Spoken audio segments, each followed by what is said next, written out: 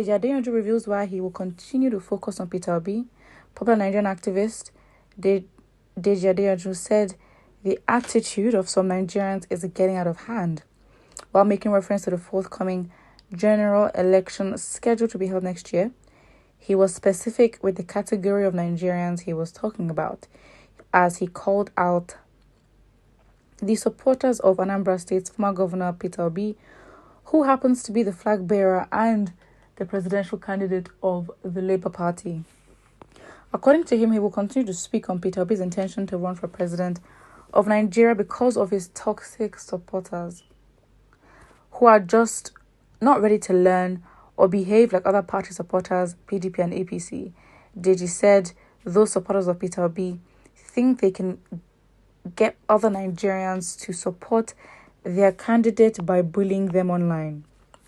He further added that Peter Obi is even tired of their character, as he continually begs them to tolerate and stop criticizing other people who happen to be supporters of other party candidates.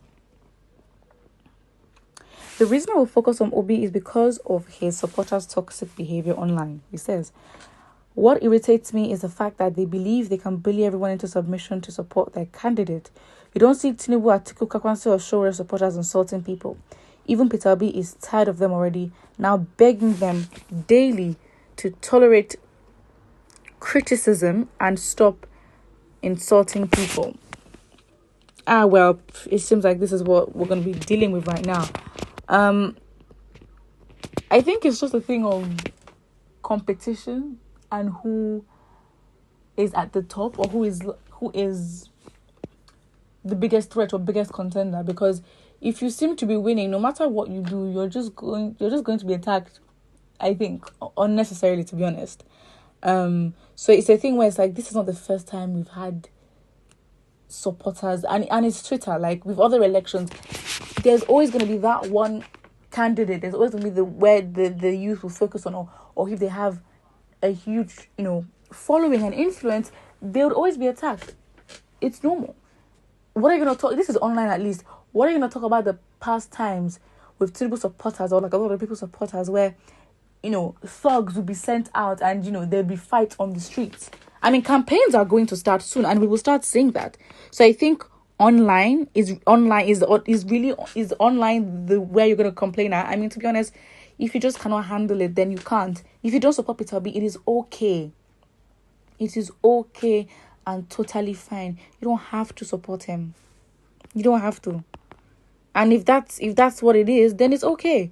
Leave the supporters alone. If you say things, they should be able to disagree with you. I'm not saying we should condone certain behaviors, but it is what it is. And yes, he's right that Peter Obi has come out to say, because on Twitter 2 days ago, he said, "I sincerely thank my support." He got 66,000 likes. Imagine. "I sincerely thank my supporters for believing in me and my commitment to building a united, secure and well-functioning Nigeria. However, I appeal once more that we should be tolerant of other people's views, dissent and divergent opinions, and possibly learn from them. While the frustration and anger in the country is understandable, we must strive to channel that positively, or that energy positively, in ways that we earn support and collaboration of others. Even as our message continues to gain broad acceptance, there are some we still need to work to convince. In expressing ourselves, we should do so with grace, so as not to precipitously shut doors to future collaborations on sustainable nation building." Wow. So I guess, yes, Peter Obi has now come out and he's now addressed it. So him addressing it shows that it has gotten to a level where if he has to address it, then it has gotten to a level where, let's say, it has gotten too much. But fact is, if you cannot handle it, if you really cannot handle it, it's as simple as that.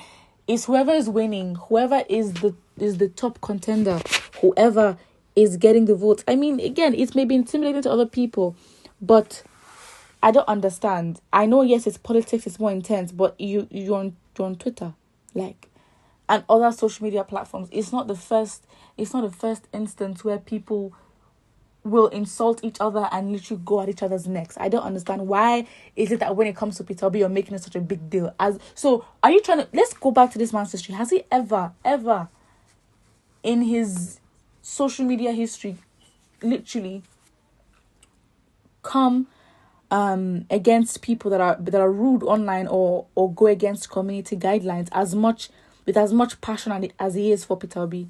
It's as simple as that. I'm not saying we should condone, bullying or certain behaviors online. Absolutely not. But the reactions give the impression like, oh wow, this is such a new thing. Wow, this is just bad. And again, in the game of convincing others to see your point, yes, of course you have to communicate in a certain manner, or else you're going to push people away. And that is the thing that should not happen. So again, it's a thing where the more you're aggressive with how you approach and how you reply to situations, then it's like you push people away. They don't listen to you. But most likely, if Peter Obi supporters are to act out of order, it's because they're probably replying to somebody who has said something that may be out of line. Again, I think everyone's overreacting with this whole Peter Obi supporters issue. It's just, and it's like you don't have any other way to poke through. You're trying to use the supporters, and of course, the supporters are the ones that carry, to a large extent, the flow of how the elections are going to work. So again, of course, that's a massive way to blow and hit at them. And for the fact that supporters do not change, it's like, because again, if you break the supporters, you break the whole thing. So again, that is why it's not surprising that his supporters will get the most attack from everyone. It's as simple as that. But as well, when it comes to convincing, and as Peter Obi said, when trying to, spread the message, the way you also communicate will also determine if you get more followers or not. But I think Nigerians, this stage is not a stage of tolerance, or it's not okay. We should tolerate each other, yes, but this time is not a time for convincing. If you're not up to date as to what's happening in the country, then you have yourself to blame for that. Yes, you have to communicate. Yes, you have to show people and be aware. But it gets to a point where it's like, no one should be telling you what the agenda is. You should be able to think for yourself and be like, what is the best option for me and for Nigerians as a whole? It's as simple. And that's why it's like, why are you trying to convince somebody when someone is already determined that they're going to vote for Tinubu? What can you actually do? You cannot take away the free will from them. And you will end up frustrating yourself because you cannot change what someone has decided to do. So this whole game of convincing, listen, if the country decides who it wants, it decides who it wants. And everyone will have to live with it because it's the constitution and the type of government that we've chosen to go with. Majority carries the vote. So it is what it is. But I think, and don't forget to like and subscribe.